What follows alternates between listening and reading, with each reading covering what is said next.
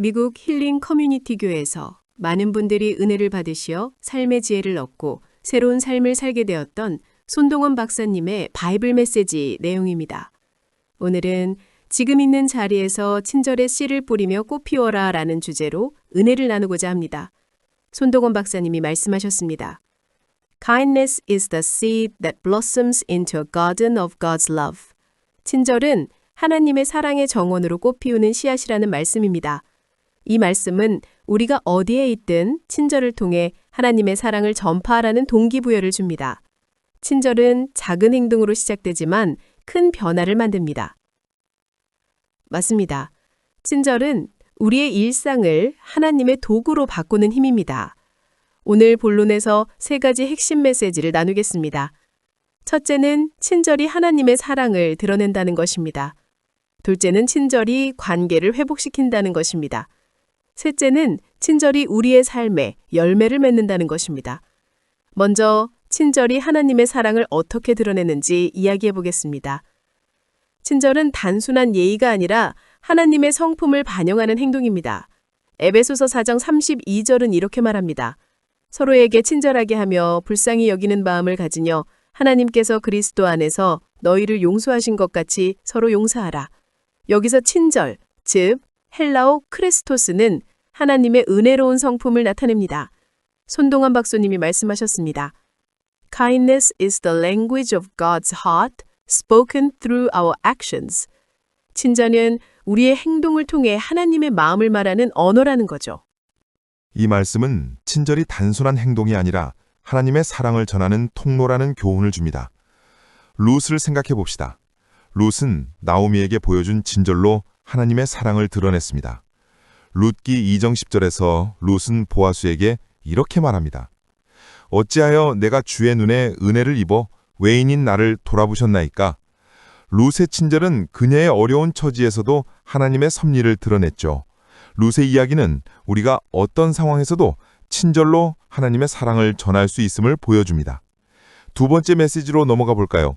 친절이 관계를 회복시킨다는 것입니다. 네, 친절은 깨진 관계를 치유하는 힘입니다.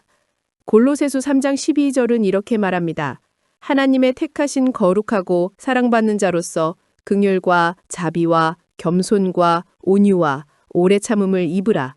여기서 온유, 즉 헬라어 프라우테스는 부드러운 친절을 뜻합니다. 손동원 박사님이 말씀하셨습니다. Kindness builds bridges where walls once stood. 친절은 벽이 있던 자리에 다리를 놓는다는 거죠. 이 말씀은 친절이 갈대를 넘어 관계를 회복시키는 도구라는 교훈을 줍니다. 요셉의 이야기를 떠올려 봅시다. 그는 형들에게 배신당했지만 창세기 45장 4절에서 5절에서 친절로 용서하며 이렇게 말합니다. 내가 너희가 애국에 판 요셉이라. 하나님이 생명을 구원하시려고 나를 너희 앞에 보내셨느니라. 요셉의 친절은 가족의 관계를 회복시켰죠. 요셉의 친절은 하나님의 섭리를 신뢰한 결과였습니다. 그의 이야기는 우리에게 친절이 관계를 치유하는 하나님의 도구임을 가르칩니다. 세 번째 메시지는 친절이 우리의 삶에 열매를 맺는다는 점입니다. 손동원 박사님이 말씀하셨습니다.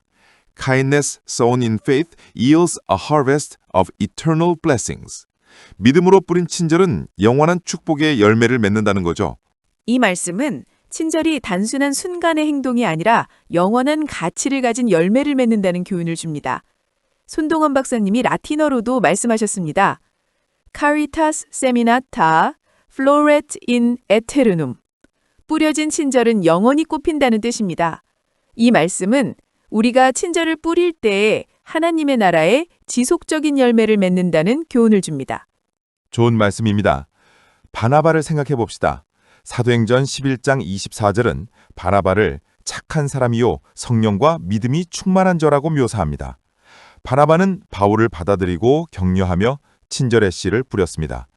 그의 친절은 초기 교회의 성장이라는 열매를 맺었죠. 바나바의 이야기는 친절이 우리의 삶과 공동체에 풍성한 열매를 가져온다는 것을 보여줍니다. 이제 말씀을 듣고 생활에 앞육일 수 있는 실천 원칙 3가지입니다. 첫 번째는 매일 작은 친절을 실천하는 것입니다. 누가복음 6장 31절은 너희가 사람에게 대접을 받고자 하는 대로 너희도 사람을 대접하라고 말합니다. 작은 미소나 따뜻한 말 한마디로 하나님의 사랑을 전할 수 있습니다. 두 번째는 용서로 친절을 베푸는 것입니다. 마태복음 6장 14절은 너희가 사람의 잘못을 용서하면 너희 천부께서도 너희 잘못을 용서하시려니와 라고 말합니다. 용서는 친절의 가장 강력한 형태로 관계를 회복시키는 첫걸음입니다.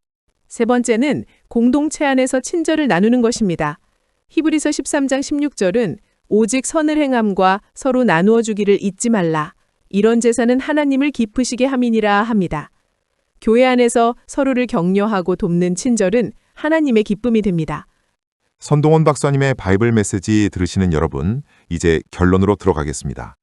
예수님께서 요한복음 13장 34절에서 35절에서 말씀하셨습니다. 새 계명을 너희에게 주노니 서로 사랑하라. 내가 너희를 사랑한 것 같이 너희도 서로 사랑하라. 너희가 서로 사랑하면 이로써 모든 사람이 너희가 내 제자인 줄 알리라. 친절은 예수님의 사랑을 실천하는 길입니다. 오늘 결단합시다. 지금 있는 자리에서 친절의 씨를 뿌리며 하나님의 사랑을 꽃피웁시다. 마지막으로 기도드리겠습니다. 하나님 아버지, 친절의 씨를 뿌리며 주님의 사랑을 전하게 하시니 감사합니다. 우리의 작은 행동이 주님의 나라를 드러내게 하소서. 매일 친절로 주님을 따르는 삶을 살게 하소서.